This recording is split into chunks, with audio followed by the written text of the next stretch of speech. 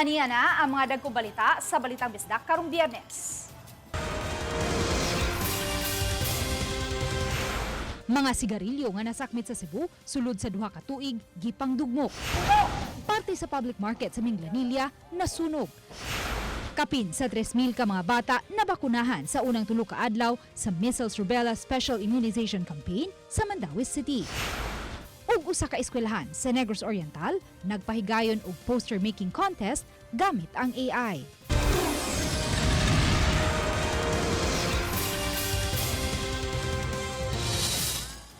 Maayong hapon, ako si Luan Merondina.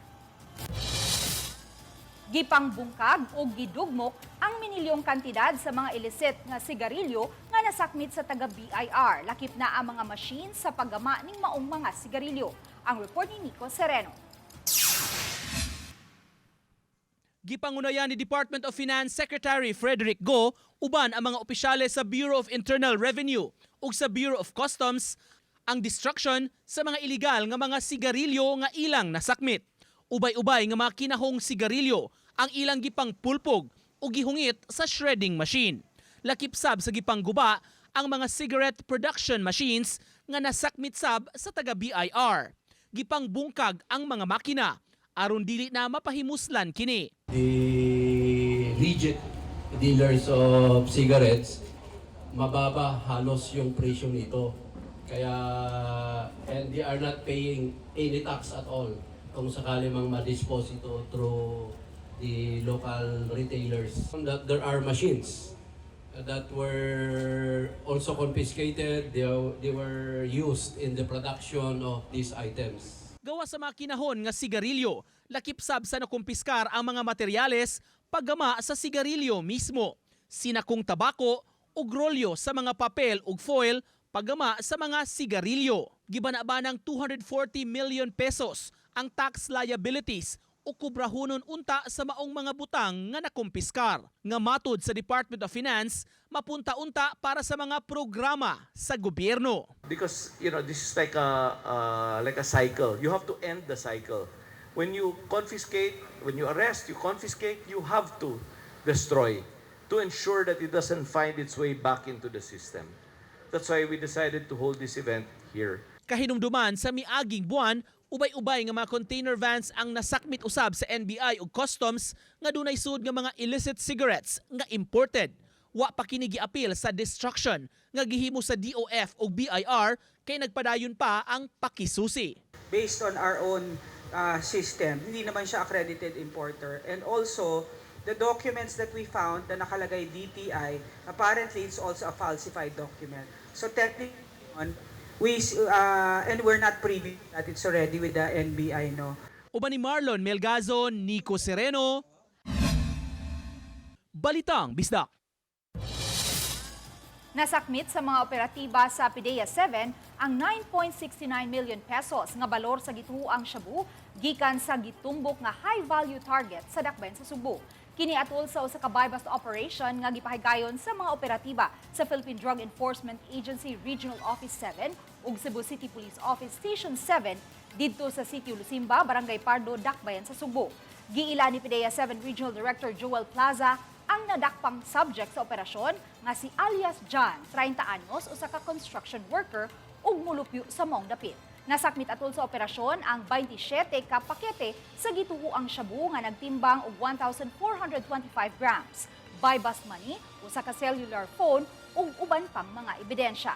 Ang suspect nadakpa na sa kapulisan tungod sa paglapas sa Section 11 o Possession of Dangerous Drugs, Article 2 sa Republic Act No. 9165 o Comprehensive Dangerous Drugs Act of 2002. Mag-atubang usab siya karon og bag-ong mga kaso.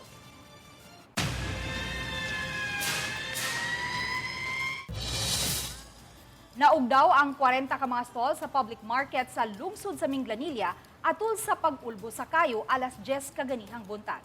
Giisa ang sunog sa third alarm. Human sa 35 minutos nga pakigkumbate sa kabumburuhan sa sunog, gideklarar kini nga under control ug pagka alas 10:50 na sa buntag, gideklarar nga fire out. Ang maong sunog nagbilin og danyos nga moabot sa 300,000 pesos. Padayon ang pakisusi sa kabumberuhan sa Minglanilla sa hinungdan sa maong sunog Usa na niini ang report kalabot sa mga pinisik sa nagwelding diha sa merkado. Way natala nga naangol o nakalas sa maong sunog. Nahulikam kining aksidente sa Mandawi nga gikalambigitan sa patrol vehicle sa Land Transportation Office. Kung unsa ang nahitaboan ang report ni Nico Seren. Sa video gikan sa Mandawi Command Center, makita ang nahitabo sa Dan A. Soriano Avenue. Pagawa sa main road kining duha ka mga patrol vehicles sa LTO. Nakagawas na ang pick-up nga naguna. Apan sa ikaduhang sakyanan, dunay naguna nga nakabisikleta nga nagkasingki. Natumba ang usa ka biker nga maoy naigo ug napailawom sa sakyanan sa LTO. Sa phone interview sa opisyal sa LTO, gipasabot niya gikan nag-operation ang ilang mga sakop ug padung naunta ihatod ang na-impound nga mga sakyanan. Ang karsada nga giagian, turn right anytime with care. Naga-blinker man ni sila, unya ni signal pag yun sila, kanawangwang ba? Ang duha ka bike, wala gyud niunong, proceed gihapon. Kining isa ka rider, nagdali-dali, iyang gi-overtakean kining bike kagauna. Natumba ning bike kagauna, unya pagkatumba gud ani, dito man natumba sa atubangan na gyud sa Innova. Di naman makita na. Blind spot naman. Nagkaabot sa police station ang kampo sa LTO ug sa nakabisikleta alang sa compromise agreement. Samtang ang nalatayan nadala sa ospital nga nakaangkon og samad. Ang family po, ang tagtungod, nakakita mo po sila sa video. Nakaingon yun po sila nga katong biker, katong yung isadaan sa tanan.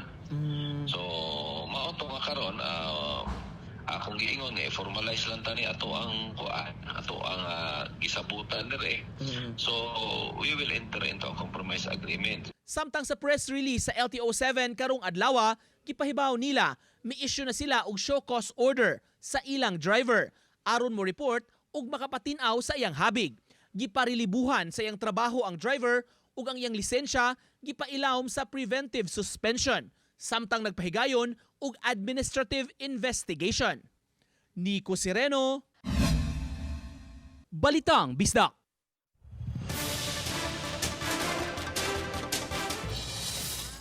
Mga motoristang di kapaabot sa go signal ug magsigi og overtake mo isagad nga hinungdan sa mga disgrasya ning simanaha sa Daan and Bacalso sa Talisay City.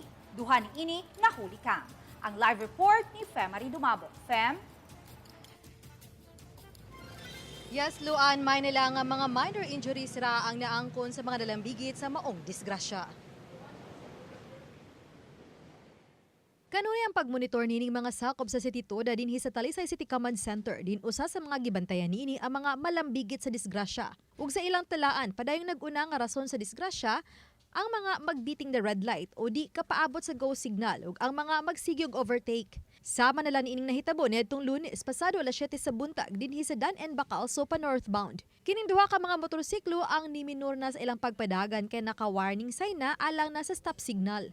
Ang nagsunod nga motorsiklo ang gingong misway unta pagbiting the red light. Ang mibangga sa naghunong na nga motorsiklo. Hinungdan nga natumba ang gidumbol nga motorista. Samtang natumba og naligid sa Dan kining motorista, human siya na saghiran niining motorsiklo nga mi overtake na mikalit pa gyud sa pagliko. Nahitabo kini sa susamang lugar niadtong Agosto 12 sa buntag. Pasabot sa City Toda nga makita sa monitoring sa CCTV nga ang maungsad ang motorista.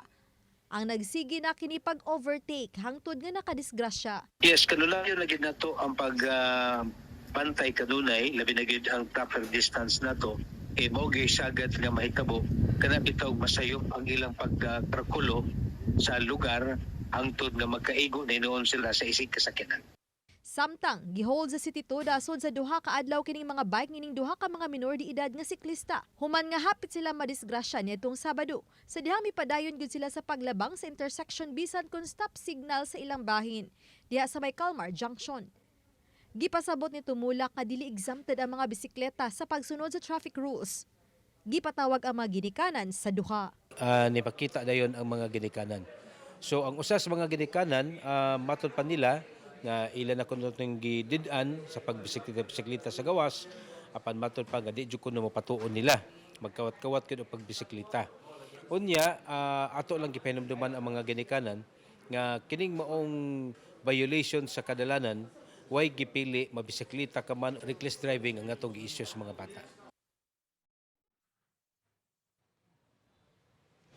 Luan dugang nitumulak nga kung subling malambigit sa susamang traffic violation ng mga minor di edad nga siklista. Hayan nga turnover ni sila ngadto sa DSWD ug tun-an ang posibilidad nga pasakaan og kaso tungod sa pagpabaya ang ilang mga ginikanan. Luan, Daghang salamat, Femari Dumabo.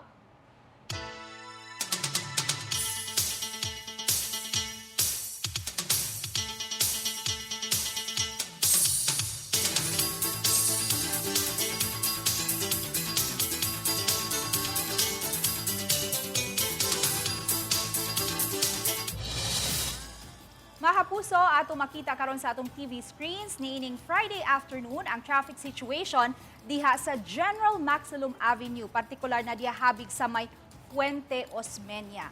Ang mga sakyanan nga inyo makita sa left side sa camera o sa inyuha nga wala mao ang padung sa Puente ang direksyon. Samtang ang mga sakyanan nga anaa sa tuo nga bahin sa screen ang direksyon nga nagsubay sa Mango Avenue o padung sa Lahog o bakha sa pier area. Nining mga orasa, hapsay ug tunhay pa ang dagan sa mga sakyanan sa maong dapit. Kini ug dugang pang mga balita sa pagbalik sa Balitang Isda.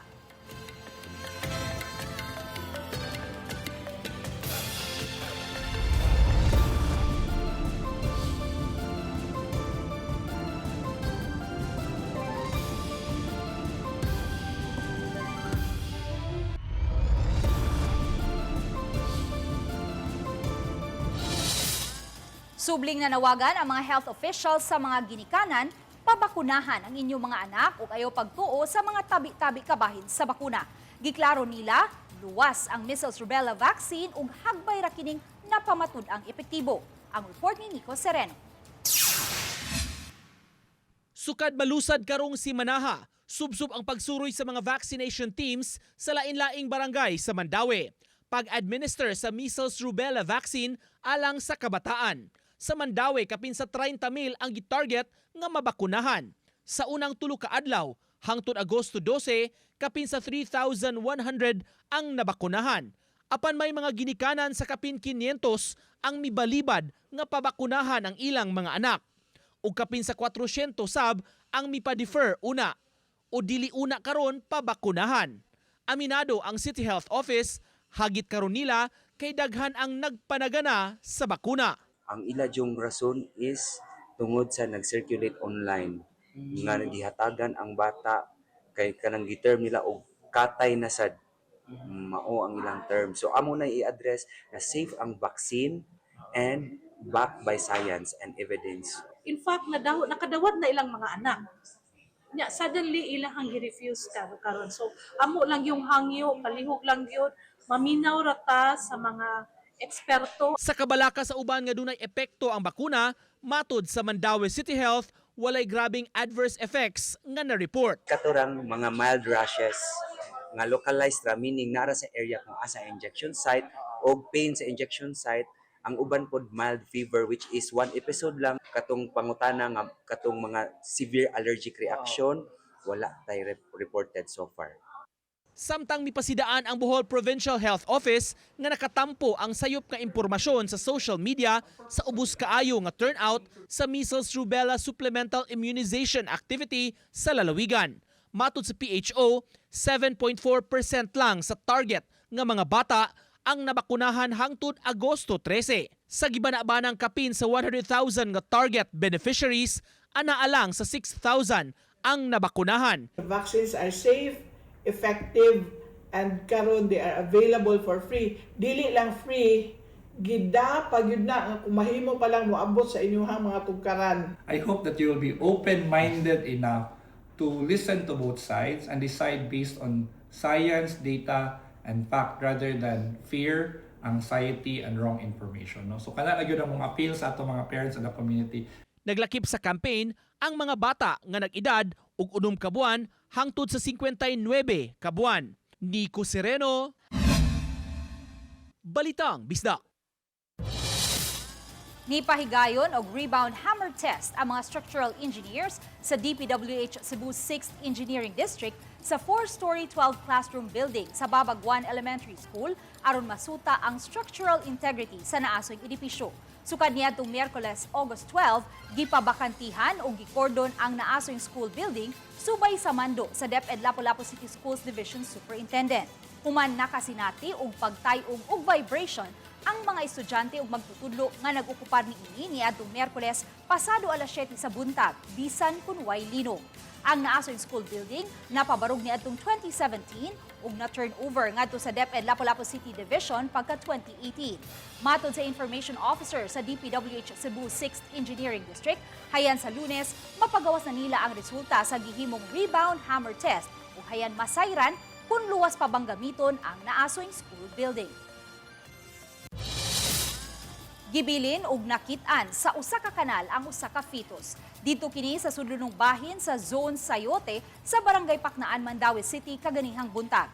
Halos fully formed na ang lawas niini nga nakit-an sa yu kaganihang buntag. Wa pa mailhikin sa ang nagbilin sa maong kuya nga padayon pang giimbestigahan karon sa mga otoridad. Girespondihan sa mga personnel sa Mactan Fire Station ang gikatahong oil spill incident sa usa ka gasoline station sa Barangay Buaya, Lapu-Lapu City pasado alas 9 kagabi. Matud ni Fire Senior Inspector Phoenix Mackenzie Gukwan, hepe sa Operations Section sa Lapu-Lapu City Fire District, nga samtang nag-refuel ang fuel tanker truck sa naasoy gasolinahan, may nahitabong oil spill nga nikatag ngadto sa compound sa gasoline station, hinungdan nga nagpatabang ang naasoy establishmento ngadto sa kabumbiruhan. Nipahigayon og flushing ang mga personnel sa Mactan Fire Station gamit ang detergent ug ang ilang engine 1. Let's always make sure na proper or kanang maayo pa ang ato ang hose equipment gigamit, especially the gaskets. Kay most often than not okay man atong hose, pero sometimes ang ato ang mga rubber gaskets mga sikit-sikit dito na mo leak out ang ato ang mga kana like that. Gipa-terminate na ni Lapu-Lapu City Lone District Congressman Junard Ahong Chan ang usa sa mga kontraktor nga nagtrabaho sa drainage project sa George Campus Road, Barangay Basa. Ani ang detalye. Hopeful na by October mahuman ang kadong sa George Campus Road na bisa mo atong outfall, no? And we terminated the one contractor, the GT Construction. Atong gi-terminate because sa kahinay niya, and there will be a new contractor for that project. Kini ang gibutyag ni Lapu-Lapu City Lone District Congressman Junard Ahong Chan nga nahinabi sa mga tigbalita niadtong August 9. Kahinumduman, nagpost si Chan sa iyang social media page sa milabayng Hunyo sa iyang kadismaya sa gaaginod nga dagan sa trabaho sa drainage project sa George Campus Road sa Barangay Basak, ilabi na sa habig sa gitrabaho sa kontraktor. Subling gibisita sa Balitang Bisdak News Team ang George Campus Road karong adlaw ug nabantayan namong may mga trabahante pa sa kontraktor nga padayong nagtrabaho.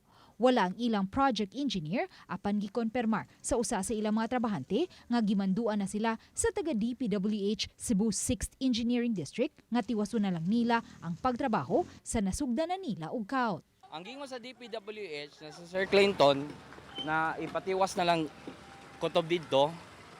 Kung unsay naa-add na mga kuan kanang materials amo lang tiwason diya. Kana siyang nay kuan blue na taw. So kanang gikabkaban diya mao na among tiwason lang. Wala na magpa-interview on cam ang mga opisyal sa DPWH Cebu 6th Engineering District. Apan gipahibaw hinuon sa ilang information officer nga on process na ang termination sa kontrata sa naasoy kontraktor. 307 meters ang original project length sa gitrabahong drainage system sa George Campus Road sa Phase 2 nga adunay contract amount nga 24.2 million pesos. Wala pa makuha og habig ang naasoy kontraktor. Uban ni Marlon Melgazo, Luan Merondina, Balitang Bisdak.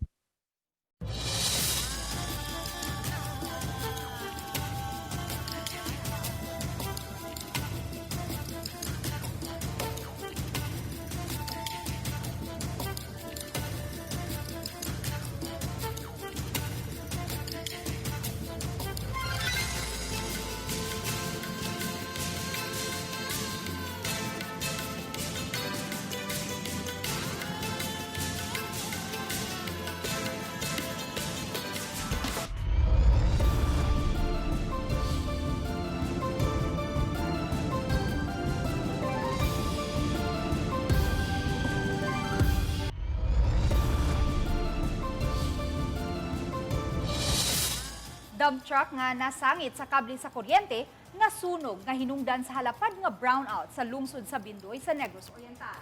Nasunog ang dump truck human masangit sa kable sa kuryente sa National Highway sa barangay Tinaugan kagahapon sa buntag August 13. Sigon sa investigasyon sa BFP Bindoy, naghuwad og bus ang dump truck dapit sa kalsada nga giayo. Nasangit sa kable sa kuryente ang canopy sa dump truck, hinungdan nga mispark ug nasunog. Luwas ug wala makuryentehe ang driver kinsa daling nakaambak pagawas sa dump truck. Matod sa Municipal Fire Marshal sa Bindoy, katunga sa dump truck ang naguba lakip na ang mga ligid nga nasunog. Sa initial assessment, kapin sa 100,000 pesos ang danyo sa dump truck. Nasangit siya sa wire. So affected gid ang line sa kuryente ato nga time, sir. Gibisita sa iyang superior nga opisyal sa Mandaue City Police ang haya sa namatayng pulis nga atuan na karon sa lalawigan sa Leyte. Ang 25 anyos nga duha ka tuig pa lang nga pulis namatay sa gituho ang severe leptospirosis. Ang report ni Nico Sereno. Gibisita sa iyang labaw nga opisyal ang haya ni Police Patrolman Francis Bucade sa ilang balay sa lungsod sa Dagami, Leyte. Si Bucade namatay sa gituhang severe leptospirosis niadtong weekend. Gitunol sa kapulisan ang tabang alang sa pamilya sa namatay nga sakop. Gingong pipila ka adlaw na kini nga gihilantan ug naglain ang pamati. Nakasinati pa og pagpanakit sa joints. Hinapos sa miaging simana, mipauli siya sa Leyte aron mo pahuway una. Apan sa wa pa muuli, nakapalab test pa kini sa Mandaue. Ang resulta, sir, nga nakita mo naman namo ang resulta. Ang nakabutang sa result niya is viral infection, unspecified dengue fever, and leptospirosis. Mao na nakabutang sa iyang medical certificate. Sa ospital sa Leyte na siya namatay. Ang 25 anyos nga pulis nga na-assign sa outpost sa barangay Subang Dako, posible matud pa nga nakaubog yun dihang mibaha ang maong lugar. May ang trabaho dito guys nga wa po sa nagduha-duhang tabang tuwang dun siya baha delikado. Kasi lang siya siguro sa pagdantay dahil na ato siya nad or unsa. Nakaglan siya sa kuan. Gipasabot sa MCPO, duna na sila'y awhag kaniadto sa mga sakop sa higayon nga makaubog yod sa baha. Nag-request na sab kaniadto ang ahensya og vitamins ug pamakuna para sa panglawas sa ilang mga sakop. Naghatag kita sa tanang health frontliners karon sa atong CDRMO, ang atong mga responders, ang even atong police, kaning tanan nga mga frontliners gyud mohatag ra gyud ta libre. So pwede usangpit lang gyud sa atong City Health Office para pag-coordinate aning pag-distribute sa atong mga prophylactic medicines ug ang paghatag sa dosaging ug unsaon siya. Nico Sereno, Balitang Bisdak. Posibleng ma-revoke ang lisensya sa 27 anyos nga babaeng nagmaneho sa usa ka SUV nga mibangga sa duha ka mga batang naglingkod sa traffic signage sa Maximo Patalinghog Jr. Avenue, corner Basak, Cagudoy Road, Lapu-Lapu City ni adtong July 23 sa kadlawon. Matod ni Attorney Vince Santiago, Legal Officer sa Land Transportation Office 7 ug OIC sa Operations Division, nga na-serve na ang show cause order ug sunod semana na ipahigayon ang hearing kabahin niini. Dugang ni Attorney Santiago, base sa kuha sa CCTV, dayag nga gipasagdan lang sa babaeng driver ang duha ka mga bata nga iyang nabanggaan ug milahos lang gyud siya pagpadagan. Subay niini, irekomendar nilang mapa-revoke ang lisensya sa babaeng driver. So ang iyang behavior of having committed an offense and then absconding afterwards, nagpakita lang na dili siya ang ngayon nga magkupot og driver's license. Bitaw So we will be recommending for the revocation of his or her license. Padayon mo pauwan ang habagat ug tungod niini, posible gihapon makasinati og pag-uwan-uwan ang ubang lugar sa nasod. Apektado gihapon niini ang Luzon ug Western Visayas. Posibleng padayong mo pasulabi kini karong weekend. Subay sa rainfall forecast sa Metro Weather, adunay posibilidad nga masinati ang katagatag nga pag-uwan-uwan sa ubang lugar sa Central ug Eastern Visayas. Apan mamahimong daklit lang. Posible gihapong uwanon ang ubang lugar sa nasod. Wala gihapon isalikway sa pag-asa ang posibilidad nga adunay maumol nga daotang panahon sa sud sa Philippine Area of Responsibility. Padayon na ang pag-atang sa mga update sa musunod nga mga adlaw.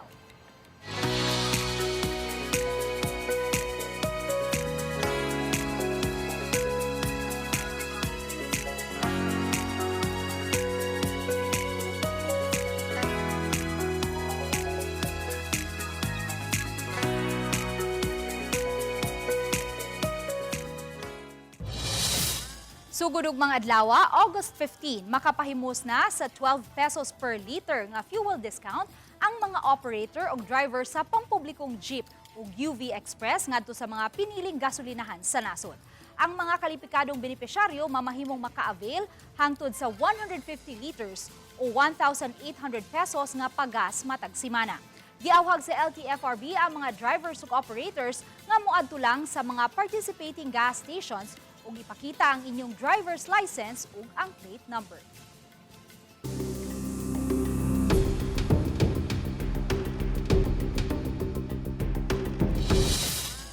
Giduso sa kampo ni VP Sara Duterte ang motion to quash aron ibasura ang kasong grave threats nga giduso sa Department of Justice batok sa Biceg. Gibase ang kaso sa giluwatan nga pamahayag ni Duterte sa live stream nga aduna siya'y gikontrata nga gunman aron patyon sila si Presidente Bongbong Marcos Jr. ug ang First Lady lakip na ang naglingkod nga House Speaker ni adtong higayuna kung ugaling adunay mopatay kaniya. Gipasabot sa abogado sa Biceg, walay jurisdiksyon ang Quezon City Regional Trial Court sa kaso. Unang gibutyag sa kampo sa Biceg nga di mamahimong pasakaan og kaso ang Biceg tungod lang sa akusasyong pagpanghulga sa presidente nga nalakip usab sa impeachment case batok kang Duterte.